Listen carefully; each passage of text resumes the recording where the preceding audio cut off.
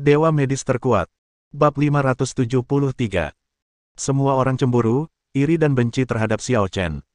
Menurut mereka, Xiao Chen tidak akan pernah menolak kondisi yang menguntungkan seperti itu, apapun yang terjadi. Setidaknya, Anda harus memilih salah satunya. Namun, pada saat ini, Xiao Chen berbicara dengan ekspresi acuh tak acuh. Gulungan. Hanya sebuah kata sederhana, keluar, membuat semua orang di antara hadirin terdiam dalam sekejap. Apa yang sedang terjadi? Para pangeran dari beberapa dinasti mengulurkan cabang zaitun kepada Xiao Chen, dan bahkan bersedia menggunakan status mereka sebagai raja dengan nama keluarga berbeda untuk menjadi rajanya. Kehormatan semacam ini jarang terjadi dalam 1000 tahun. Akan tetapi, meski begitu, Xiao Chen tetap menolaknya. Apakah dia sudah gila? Pangeran keempat dinasti Ming bertanya dengan bingung. Apa yang baru saja kamu katakan? Dia tidak percaya apa yang didengarnya adalah Xiao Chen berkata, keluar. Tetapi saat berikutnya, Xiao Chen menegaskannya lagi. Tersesat hanya satu kata, tetapi kau harus membuatku mengatakannya 2 kali. Kali ini, pangeran keempat mendengarnya dengan jelas.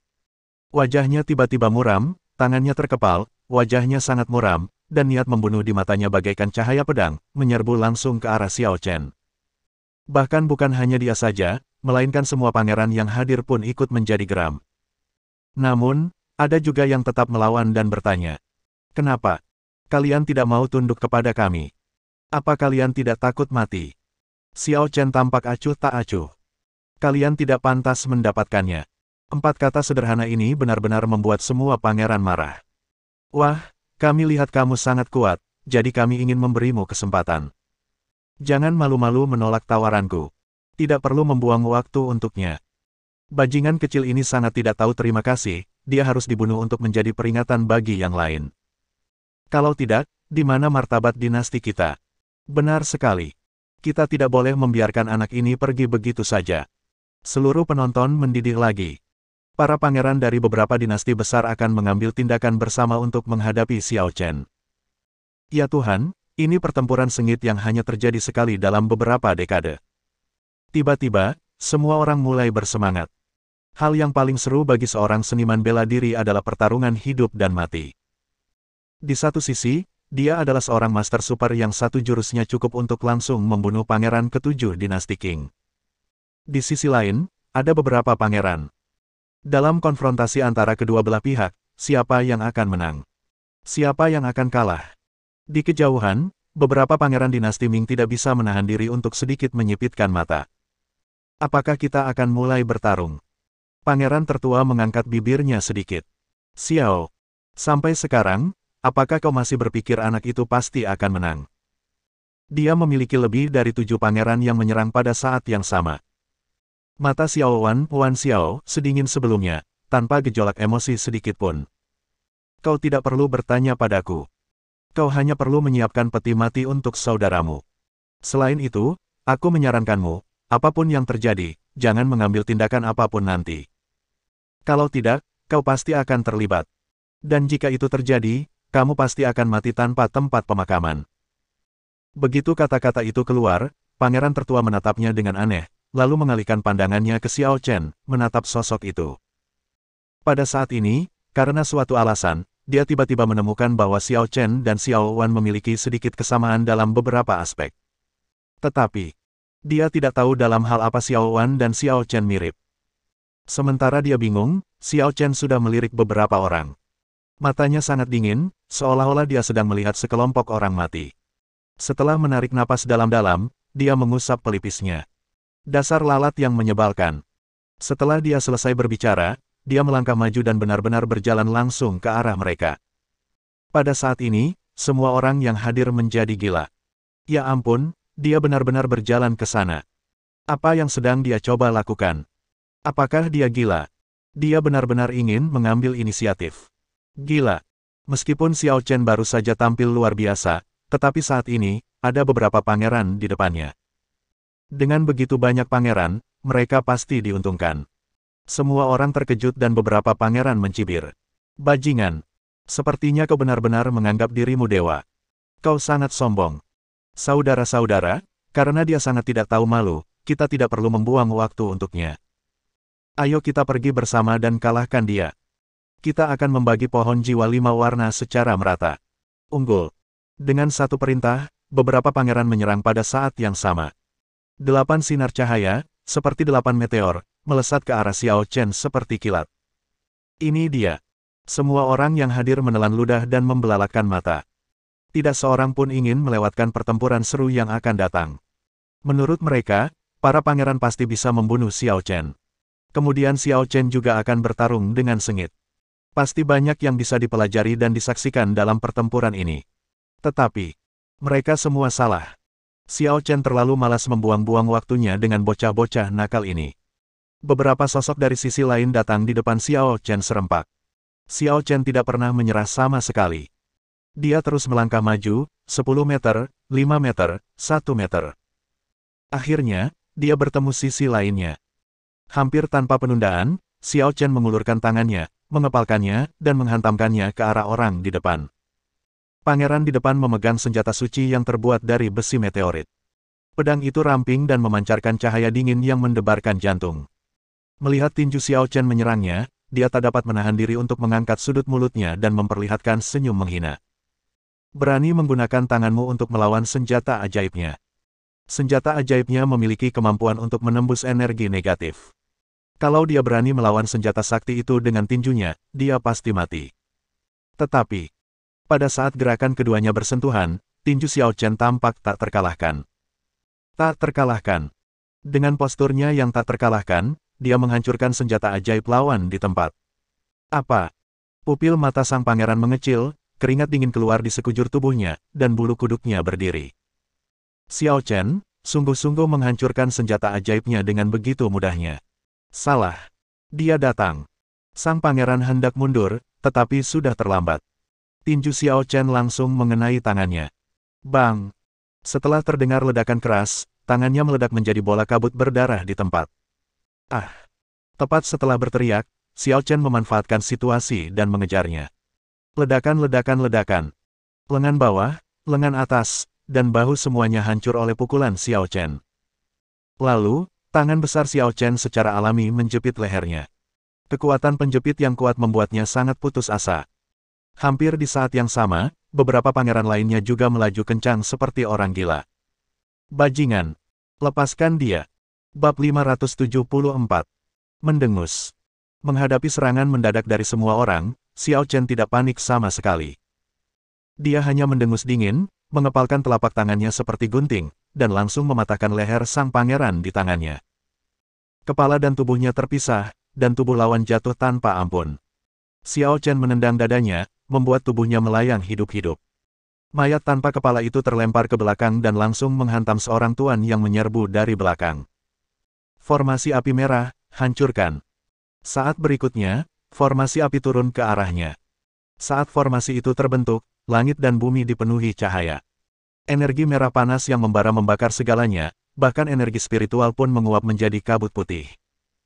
Formasi itu jatuh dengan kekuatan dahsyat dan kecepatan luar biasa.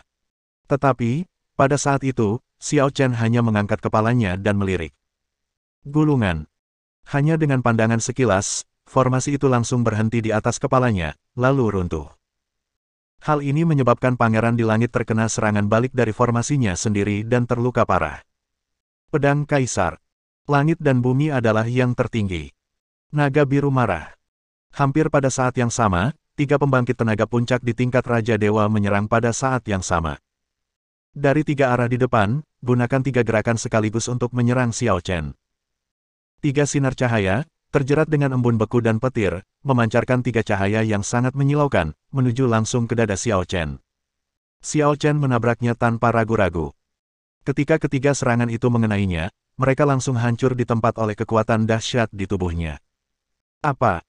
Sebelum ketiga pangeran bisa bereaksi, Xiao Chen telah mengulurkan tangan besarnya dan mengeluarkan pedang cahaya dari udara. Cahaya bilah pedang itu memancar hingga ribuan kaki, dan hanya dalam sekejap cahaya keemasan, 3 kepala melayang pada saat yang sama. Adegan ini membuat 3 pangeran yang tersisa yang masih sehat langsung gemetar ketakutan. Melarikan diri. Mereka bertiga sangat ketakutan dan tidak berani berhenti bahkan untuk sesaat. Melarikan diri. Mereka harus melarikan diri. Hanya dengan melarikan diri mereka dapat bertahan hidup. Namun, bagaimana Xiao Chen bisa memberi mereka kesempatan untuk melarikan diri? Siapapun yang berani menimbulkan masalah baginya, pasti mati. Tangan besar itu terangkat tinggi, dan ke arah semua orang berlarian, boom, boom, boom. 3 lampu emas meledak langsung. Sesaat kemudian, 3 ledakan dahsyat tiba-tiba terdengar di langit. Bola cahaya keemasan yang dihasilkan oleh ledakan itu bahkan lebih terang dari matahari. Debu mulai menghilang, tetapi semua orang dalam ruangan ketakutan. Semua orang ternganga karena terkejut. Apakah aku sedang bermimpi? Nak, kau tidak sedang bermimpi. Banyak sekali orang yang menjadi gila. Itu 8 pangeran. 8. Mereka semua berada di alam kaisar ilahi dan telah mencapai tahap akhir. Dengan identitas dan kekuatan yang begitu kuat, berapa banyak orang yang bisa menjadi lawan mereka. Tapi sekarang, Xiao Chen telah melakukannya. Dia membunuh orang lainnya. 6 orang meninggal secara tragis, 2 orang terluka parah dan tidak lama lagi akan meninggal. Hanya butuh waktu kurang dari 10 detik. Apa konsepnya? Hampir 1 orang per detik. 1 pukulan untuk 1 orang. Tingkat kekuatan seperti apa yang dibutuhkan untuk meraih prestasi mengerikan seperti itu? Bakat mengerikan macam apa ini? Bagaimana seseorang bisa melakukan pembunuhan yang begitu brutal? Tidak ada penundaan, dan kenyataan datang segera setelah pikiran itu keluar. Menakutkan sekali. Orang ini tidak boleh diprovokasi begitu saja. Tidak, Anda sama sekali tidak boleh memprovokasi mereka. Xiao Wan yang berada di kejauhan, menyipitkan matanya sedikit, dan 2 sinar dingin yang tajam meledak. Meskipun dia tahu bahwa masih ada kesenjangan besar antara dirinya dan Xiao Chen.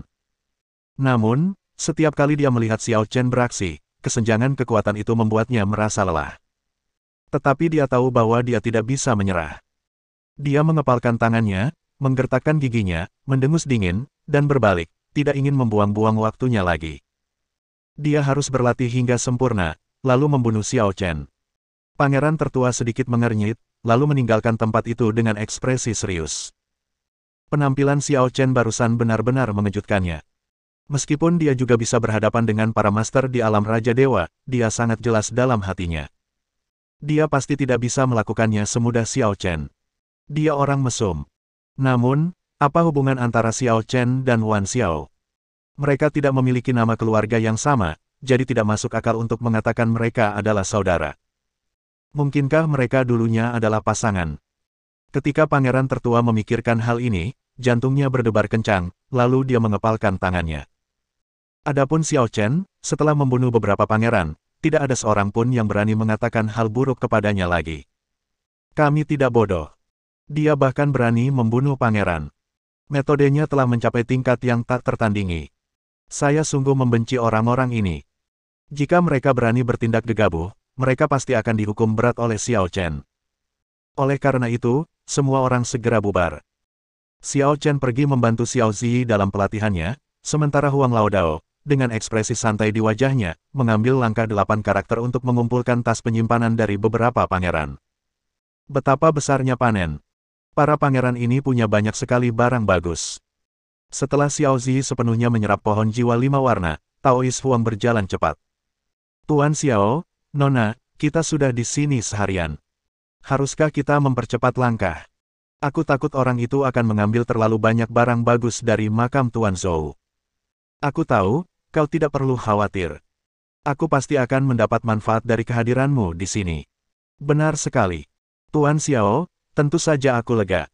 Kalau begitu, Tuan Xiao, kemana kita sekarang? Bukankah kau mengatakan bahwa perintah Kaisar dapat membantu kita menemukan petunjuk keabadian? Ya, aku hampir lupa. Ayo kita pergi ke Menara Surgawi. Taois Huang buru-buru membawa Xiao Chen dan Xiao Zi ke tempat makam Zhou Jun berada. Itu adalah menara putih yang menjulang hingga ke awan. Seluruh tubuhnya terbuat dari giok putih. Terdapat ukiran naga dan burung phoenix yang terbang di atasnya, dengan total 990 pola naga dan phoenix. Dan di sini, pada saat ini, bukan hanya orang-orang ini saja yang datang, tetapi juga para pangeran dari berbagai dinasti yang datang. Dan cukup banyak pula pembudidaya independen. Mereka semua berkumpul di depan menara giok putih yang tinggi, wajah mereka penuh kerinduan dan kesalehan. Menara kenaikan adalah eksistensi tertinggi di makam Raja Zhou. Menara ini dipenuhi dengan energi spiritual yang besar dan misteri yang tak terbatas.